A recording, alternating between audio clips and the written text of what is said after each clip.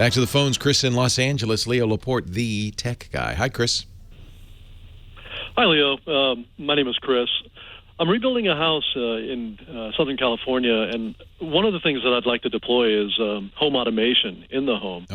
And yeah, and there's a really high-end, Crestion and Control 4 and that type of thing, available. But then there's also obviously the Amazon and the less expensive stuff. Right. But part of me wants to go hardwired, but it seems like the less expensive stuff, which fits my budget, doesn't really, support hardwired systems. So I'm kind of curious about home automation, your experience with it, first of all, and then also the security of it, because I got kids and, they're going to be going to high school at some point, and, kids being kids, they can hack and do whatever. The problem we have right now is that you're in at the very beginning. I know it seems like we've been talking about home automation for a couple of decades, and we have. Crestron's been around for a long time, but we're just still at the very infancy of this. And one of the reasons it's difficult to give you recommendations is there are just a lot of different standards. There hasn't been any kind of coalescing on a single standard, an agreement about how it should work. So that's problem number one. Almost all the home automation systems I see, the modern ones, are wireless. Nobody's building a wired home system now. Those wired ones are the older ones, the Crestrons and the like, that have been around for a long time. Wireless is so pervasive. And almost everybody has Wi-Fi, and it's easy to add more devices because they're not wired. So I know you're building the house, and a lot of people will say, well, I got the walls open, I'm going to build the house. What should I put in there?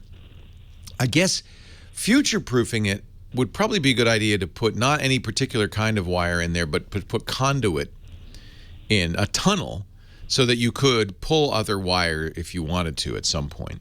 Because, anybody who put in Cat 5 10 years ago is now thinking, wow, I wish I'd put fiber in there. And, if you didn't put conduit in, something you could pull new wires through, you don't have that option. I don't think anything you do, I really think wireless is the way to go. I also wouldn't make a massive investment into a single platform because we don't know who the winner is going to be. Is it going to be Apple? Is it going to be Google?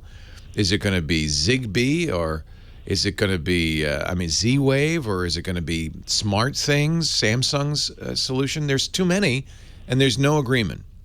And the worst is, let's say you get home automation locks, locks that open up as you get close. They see your phone via Bluetooth. They may use one protocol, but your thermostat may use another. And it's just a mess right now. You also raise a very important issue, which is security. Once you put these things on your network, and to be useful, they have to be on your network. The Nest thermostat and the Ratio sprinkler systems and the Crestron locks, they all have to be on your internet so that they can do things. The Ratio knows what the weather is, so it doesn't water your lawn if it's going to rain. The Nest thermostat knows how hot it is outside, so it knows how to control your temperature in your home. Those things are valuable, but they're also potential security issues, and we've seen a number of these crop up, particularly with cameras, baby monitors and security cameras. Often don't protect themselves very well, so strangers can come in and look at your cameras over the internet. There's a bigger risk, which is that anything that's on your internet could be a gateway into your network from a bad guy sitting on the street. And the worst risk of all, we've seen this with some security systems, is radio jammers can disable the entire security system. That's one reason not to use wireless for a security system, by the way. Bad guys can now buy a $20 radio jammer, jam your security system, walk in the door, rob you blind, and leave, and you'll be none the wiser because the whole system is jammed. So I guess my answer to you is I don't know. It's early days yet. We really are not close to knowing what the winner is going to be and what to do. It's still, I think, at the stage where it's very much for the hobbyist and somebody who's willing to spend a lot of time messing around with it. And there is no single standard.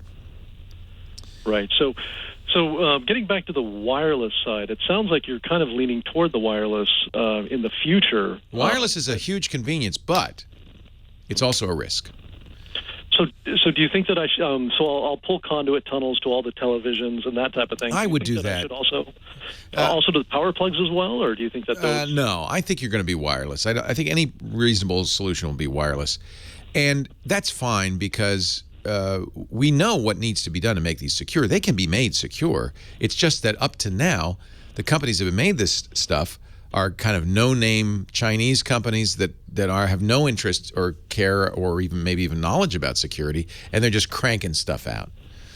And so we did on our Security Now show, we did an episode on baby monitors last week. And even Philips, even the giant Dutch conglomerate Philips, is putting out a baby monitor that anybody can use to look into your bedroom. I mean, there's just no security on it. So they're not doing a very good job. I think home automation will not take off until we know it's secure, for one thing. But when it does, it will be wireless. And wireless can be made secure. It's not inherently insecure. But it does present a risk if it's not. So it sounds like you personally probably don't have door locks that are automated or anything like that. No, I've thought about it, and in the past I had the Nest thermostat, and I have Hue lights, and I have a Smart Things hub and Smart Things sensors. And over time, as I've moved, I've just not put them back in again. I just didn't find them that useful. It's kind of gimmicky right now, to be honest.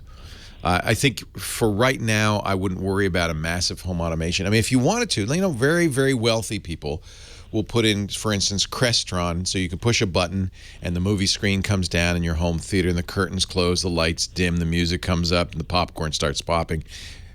As you saw, I'm sure if you priced it, it's very expensive. Yeah. And it's kind of limited. I mean, I think that's all it does. Will it talk to other devices? No. And the dream of home automation is a ways off. It's kind of Jetsons era still. Gotcha. That's my opinion. Yeah. Sounds good. Yeah, Internet of Things, which is the kind of another way of describing this, which is everything will have an internet connection, will for sure be wireless. No one's going to wire up their refrigerator, their microwave, their toaster, their thermostat, their plug sockets. Nobody's going to do that. It's going to be all wireless. But we've got to solve these security issues around it.